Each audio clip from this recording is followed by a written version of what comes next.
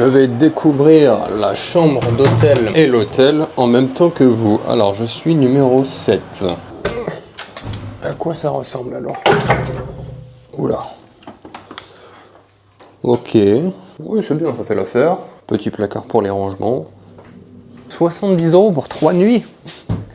Franchement, pour 70 €, c'est le luxe. Dans cet hôtel-là, oh, sympa ça.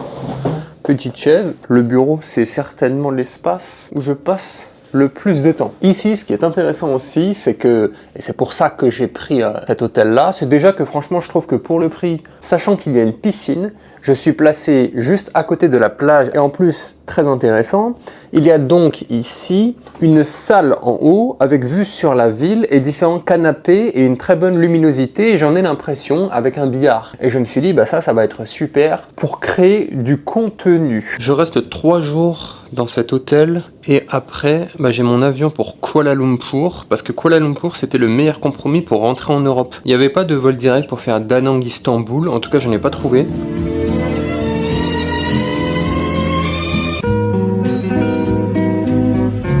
Da Nang de nuit, le dragon, j'ai pas trouvé ça honnêtement terrible. Ça vaut le coup si tu es à Da Nang de te déplacer pour le faire une fois, ne serait-ce que pour l'action. Ça bouge, il y a du monde de partout, c'est sympa, ça fait une sortie, ok.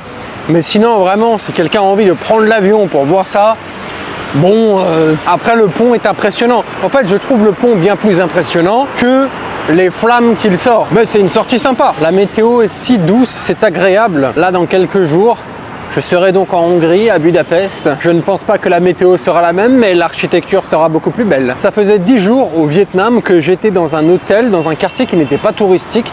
Et je me disais, franchement, au Vietnam, il n'y a aucun étranger. Et là-bas, à chaque fois, les locaux me regardaient bizarrement. Donc je me disais, en plus, ils ne doivent pas avoir l'habitude de voir des étrangers. Mais j'avais bien pensé au fait que peut-être c'est juste que je me suis mis dans un quartier assez peu touristique. Là, de ce côté de Da Nang, on voit que c'est très très différent. Il y a la plage, tu as beaucoup plus d'étrangers, ça n'a rien à voir. Même les Vietnamiens n'ont pas le même rapport de ce côté-là avec toi. Ça, je sais pas, ça me donne pas envie, je sais pas ce que c'est. Est-ce que ça se tente là, leur truc coréen? Thid Mid Egg. Je n'ai pas vu ici au Vietnam de 7-Eleven. Par contre, ils ont des petits magasins. On dirait vraiment les magasins asiatiques qu'on peut retrouver en France. C'est la même odeur. Bon, là, c'est plutôt, je pense, de la nourriture de Géorgie. Une espèce de pizza comme ça avec du fromage. Parce que leur nourriture asiatique, moi, j'arrive pas.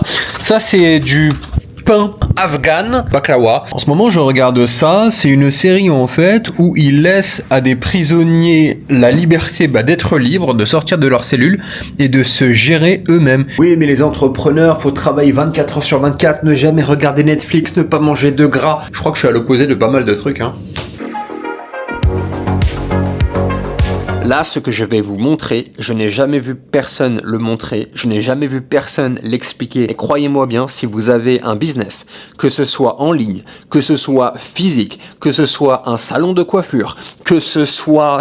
je sais pas moi, de l'infoproduit ou du coaching ou une marque de casquette, c'est toujours la même chose puisqu'il y a toujours la notion de communication. Aujourd'hui, la plupart des gens, quand ils veulent communiquer sur leurs produits, soit ils le font mal, soit ils ne savent pas le faire, ou soit ils vont faire du TikTok, ou soit ils vont faire du Instagram. Et ils vont complètement délaisser YouTube. Pourquoi? Parce que YouTube, ça fait peur. YouTube, c'est gros. Et se lancer dessus, c'est très challengeant. Il faut avoir le courage et la conscience que de se dire, je vais envoyer tous les 3, 4, 5 jours, ou toutes les semaines, ou toutes les 2 semaines, alors que les vidéos vont flopper, et que je vais me donner, ça va flopper. Tout ça, c'est du long terme. L'algorithme YouTube, il doit apprendre à te connaître. C'est comme des personnes des pays de l'Est. Voilà, c'est comme les Russes, comme on dit. Vous savez, les Russes sont pas forcément super sympas dès le départ, contrairement aux Asiatiques, mais une fois que tu as appris à les connaître, ils sont incroyables avec toi. En tout cas, c'est ce que j'ai entendu pour les personnes des pays de l'Est. Alors que les Asiatiques, tout de suite, ils vont être très sympas avec toi. Les Asiatiques, c'est Instagram. Voilà, ils te sourient. Là, ce que je vais vous montrer, c'est des statistiques. Les statistiques, ça parle plus que la parole. Regardez un peu les statistiques de cette vidéo-là. Moi, ça m'a fait halluciner. Là, on est sur une chaîne YouTube que j'ai. Et donc, voire plus. On va regarder premières 24 heures. Donc là, c'est quand j'ai lancé la vidéo. Dans les premières 24 heures, elle a fait seulement 1619 vues. Alors qu'à cette époque-là, parce que la moyenne elle varie tout le temps, je faisais entre 2000 et 3400 vues. Pourtant aujourd'hui, regardez par vous-même. Vous avez vu un petit peu comment elle est montée? Elle est quasiment à 40 000 vues. J'ai gagné 211,10 euros, mais ça c'est de la monétisation classique on va dire.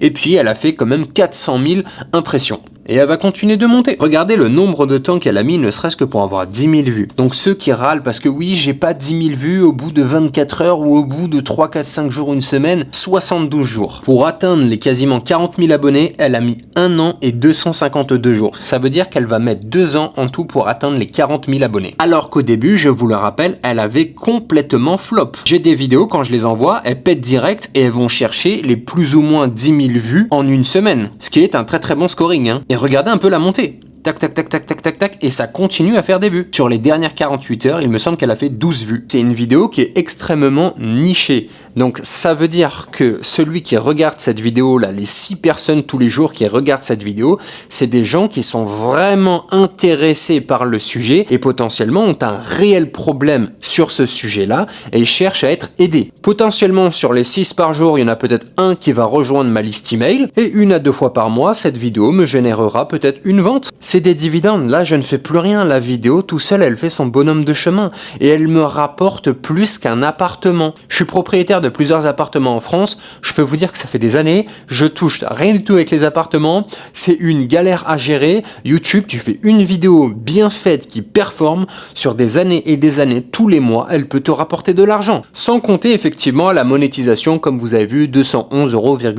Instagram, tu fais une vidéo, au bout de 24 heures, elle est morte. Si c'est pas même 2 heures. YouTube, c'est super intéressant. C'est vraiment toute une machine à comprendre. Moi, j'ai l'impression que c'est comme une sorte de code qu'il faut décoder et que tu comprends petit à petit. Et donc, j'en reviens à vous, si vous avez des produits à vendre, je sais que YouTube, c'est long. Je sais que YouTube, c'est ingrat. Je sais que YouTube, c'est dur. Envoyer, travailler, optimiser, améliorer petit à petit. YouTube fera ses fruits. Vous voulez vendre un produit, ça passe d'abord par de la communication et la communication, c'est YouTube. Vu qu'il est assez tard, je ne sais pas s'il y a la possibilité de monter au 20e étage.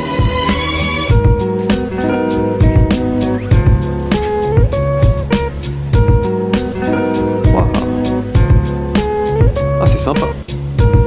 La vue, elle doit être vraiment sympa de jour. Il y a de quoi faire hein, si tu veux t'installer et vivre à Da Nang. Après, faut-il encore être OK avec le choc culturel, la distance, etc., etc. Beaucoup de gens qui vont te parler d'expatriation spécifiquement d'un pays, étonnamment, ils ont aussi des avantages comparément à toi sur ce pays. Ceux qui vont te dire, oui, le Vietnam, c'est incroyable. Ah oui, t'es quoi comme origine? Je suis franco-vietnamien, je parle vietnamien. Ah bah, et ma femme est vietnamienne. Ah bah.